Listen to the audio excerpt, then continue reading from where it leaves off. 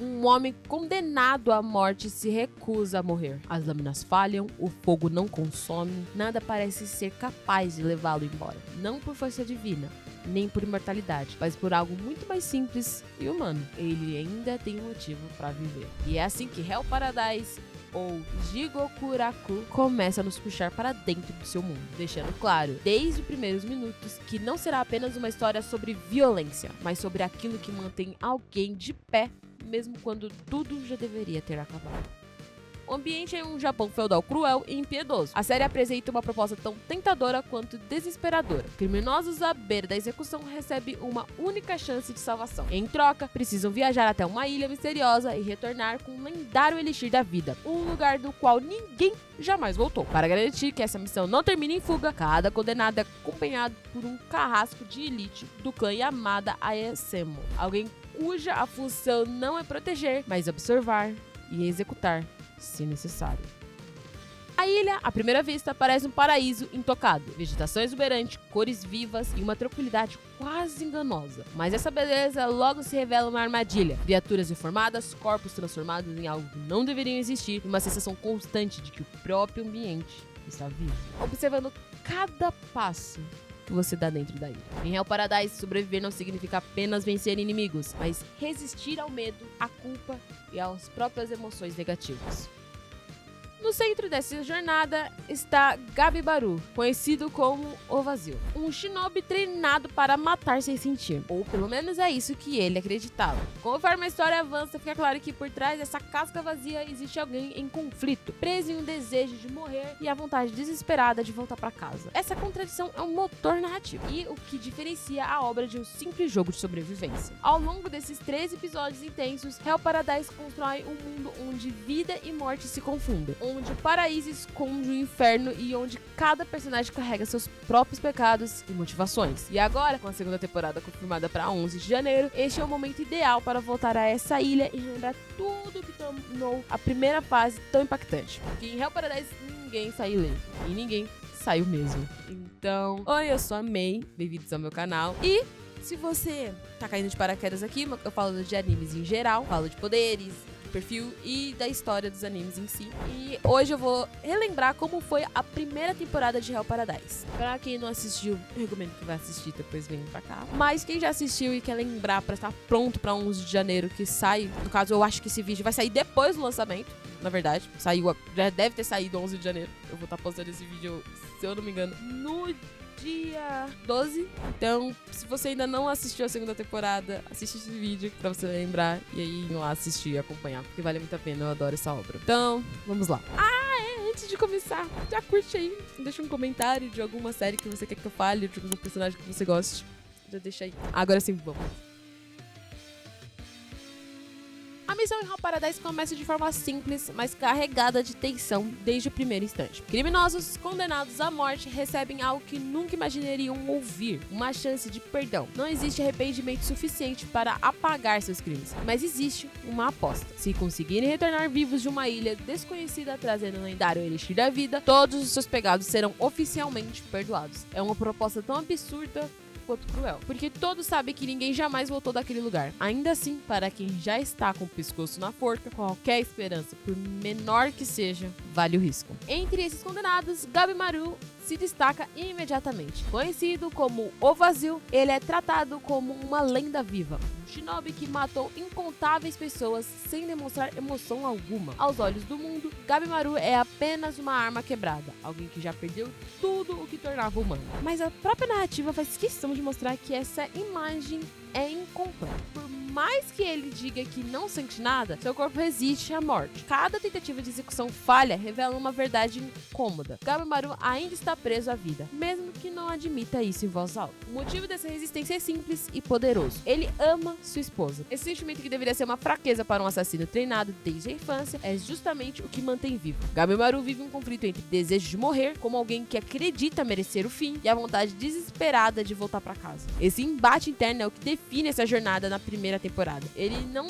luta apenas contra o inimigo externo, mas contra a ideia de que não merece ser feliz. E nesse ponto surge Yamada Yason Sagiri. Diferente dos outros carrascos, Sagiri não enxerga Gabimaru apenas como um criminoso perigoso. Ela percebe suas contradições, suas pausas e seu olhar vazio que não combina com alguém que quer morrer de verdade. Sagiri é uma personagem profundamente marcada pela dúvida. Criada em um clã de executores, ela aprendeu a empunhar a espada com perfeição, mas nunca conseguiu silenciar completamente o peso moral de tirar a vida de outra pessoa. Em um mundo dominado por homens, ela ainda precisa provar constantemente que seu valor não está ligado ao seu gênero, mas à sua habilidade e convicção. A relação entre Gabimaru e Sagiri começa de forma tensa e instável. Eles não confiam um no outro e isso fica ainda mais evidente quando chegam na ilha. Em um dos momentos mais importantes da temporada, Gabimaru quase mata Sagiri, acreditando que eliminá-la tornaria sua missão mais fácil. Esse confronto foi muito além de uma luta física. Ela escancara os conflitos internos dos dois. Sagiri, diante da morte iminente, percebe o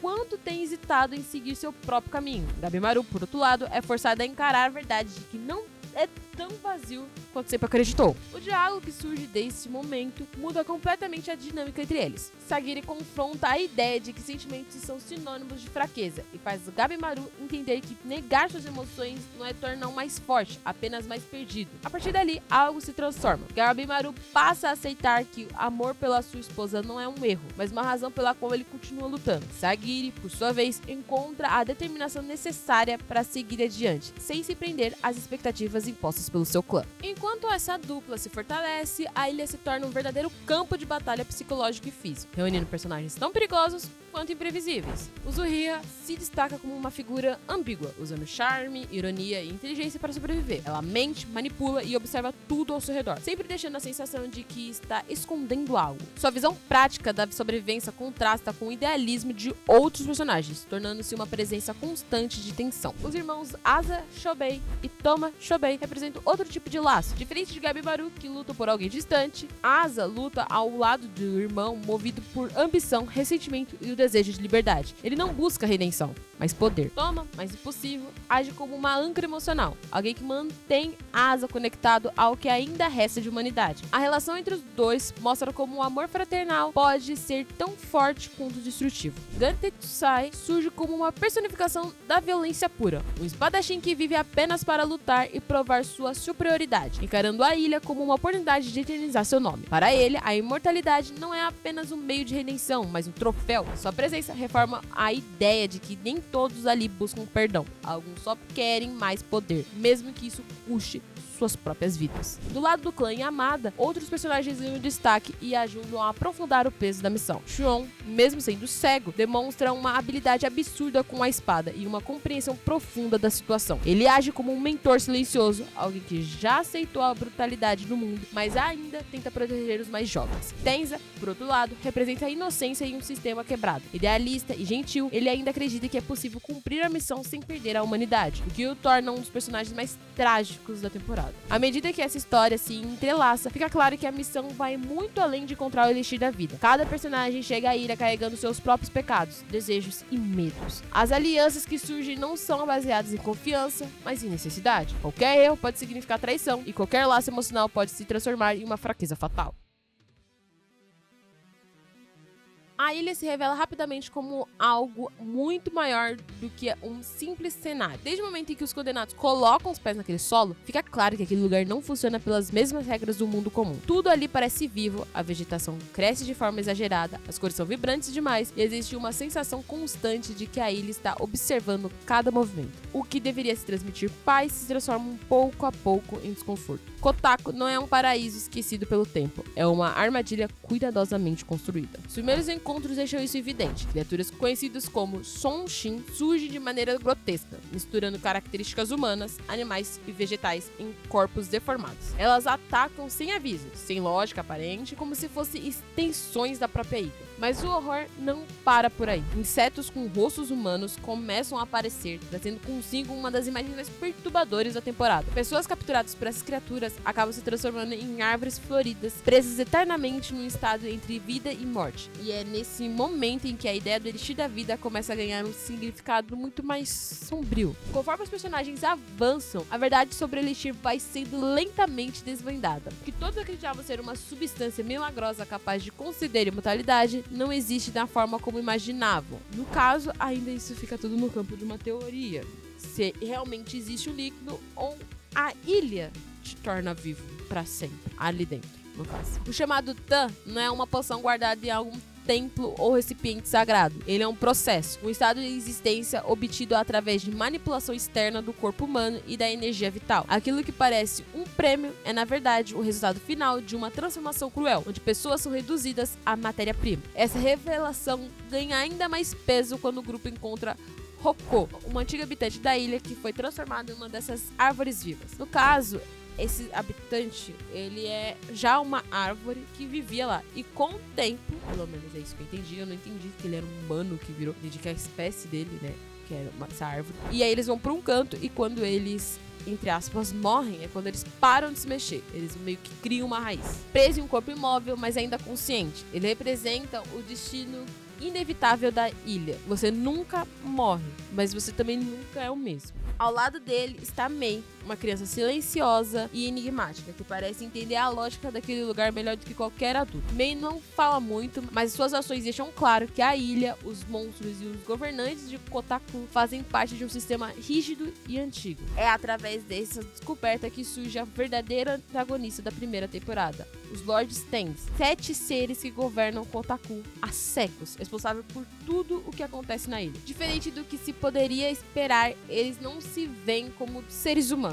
Eles se veem como um tipo de deus, algum tipo de divindade. Para eles, tudo não passa de uma pesquisa com os humanos. Nada daquilo é uma tortura, é só uma pesquisa. Os Tensi são experimentadores obcecados pela vida eterna, tratando os seres humanos como cobaias descartáveis em busca de aperfeiçoamento. É somente isso. O que torna os Tensi tão assustadores não é apenas sua crueldade, mas o nível de poder que eles alcançaram. Eles dominam o Tão, a energia vital que permeia todas as coisas e conseguem manipulá-las de maneira que desafiam qualquer lógica humana. Ferimentos que deveriam ser fatais regeneram instantaneamente. Corpos destruídos se reconstroem como se nada tivesse acontecido. Além disso, os Tensis possuem a habilidade de alterar entre forma masculina e feminina, reforçando a ideia de que já ultrapassaram os limites da condição humana. Quando entram em combate, os Tensis revelam sua forma verdadeira, conhecidas como Kishikai. Nesses momentos, a diferença entre eles e os humanos se torna ainda mais brutal. A força, a velocidade e a capacidade de regeneração fazem com que qualquer confronto pareça completamente desigual. Lutar contra um Tensi não é apenas enfrentar um inimigo poderoso, é encarar algo que simplesmente se recusa a morrer. Diante disso, surge a pergunta central da temporada: como derrota alguém que não pode ser morto?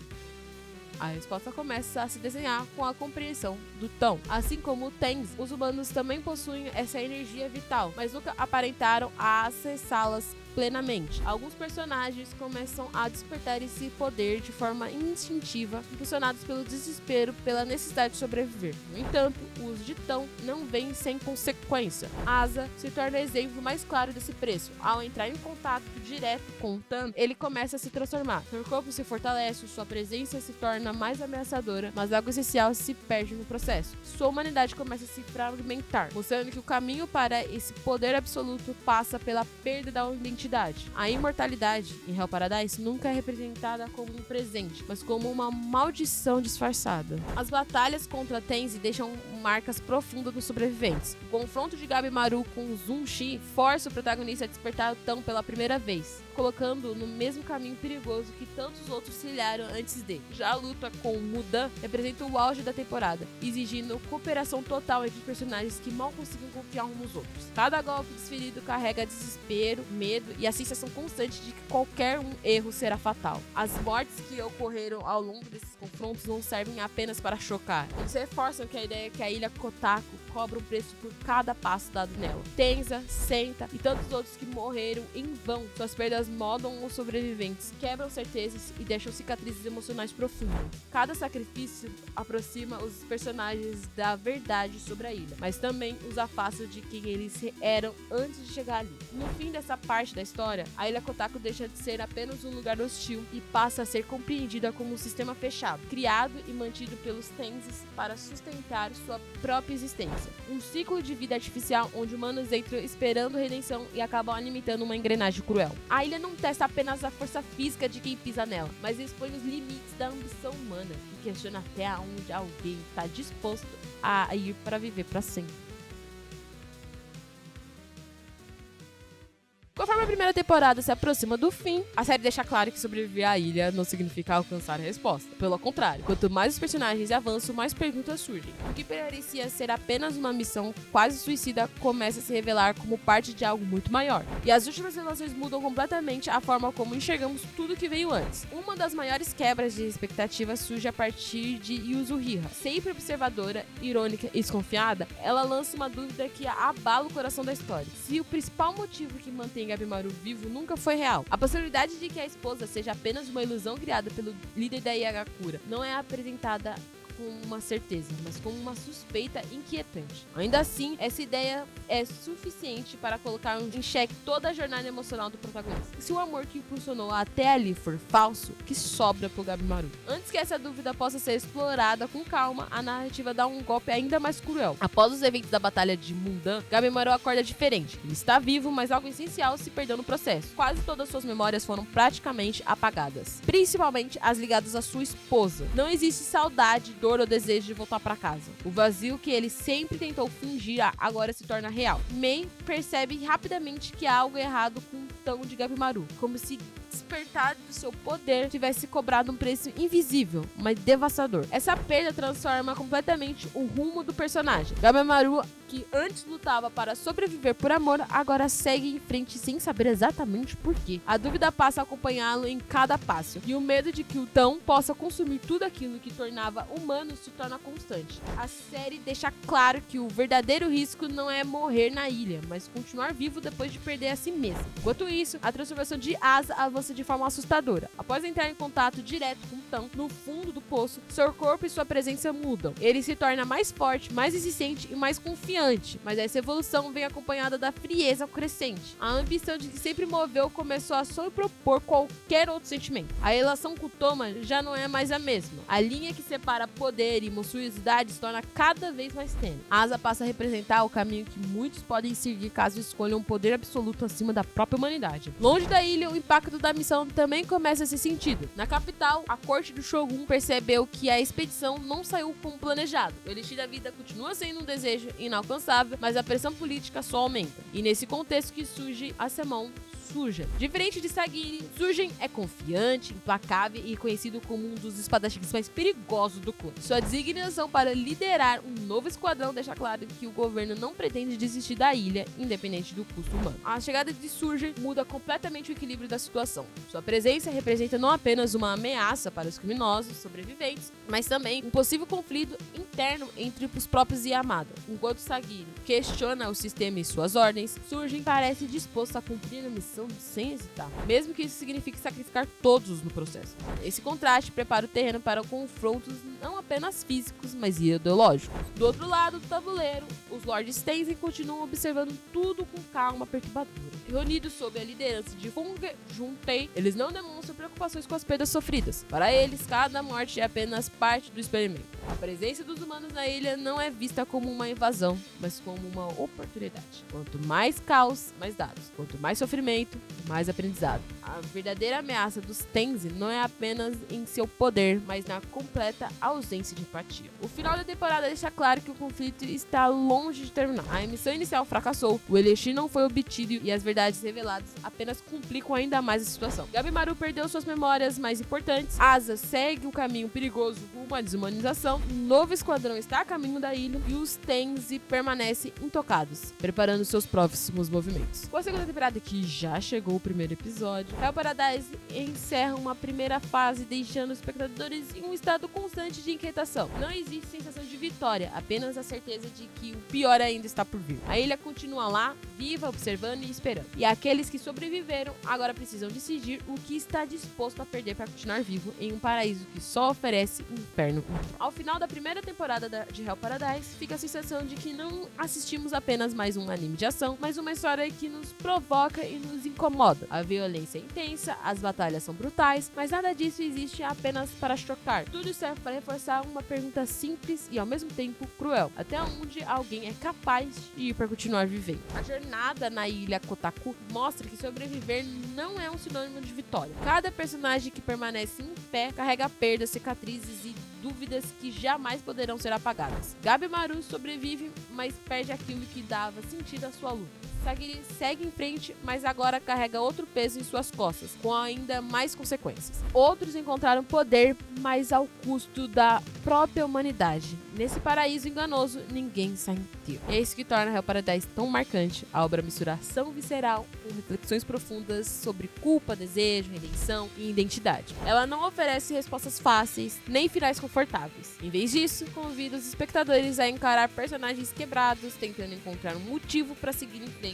em um mundo que não oferece misericórdia. E agora, com a segunda temporada a caminho, resta apenas a expectativa. O que ainda será revelado sobre a ilha? O que os personagens estão dispostos a sacrificar a partir daqui? E principalmente, quem eles vão se tornar depois de tudo que já perderam? Se essa jornada também te marcou, compartilha nos comentários qual foi o momento ou personagem que mais te impactou. E se você gostou desse mergulho em Hell Paradise, não esqueça de curtir, se inscrever no canal e acompanhar os próximos vídeos. A viagem ao paraíso do inferno ainda não acabou e o que vem a seguir promete ser ainda mais cruel.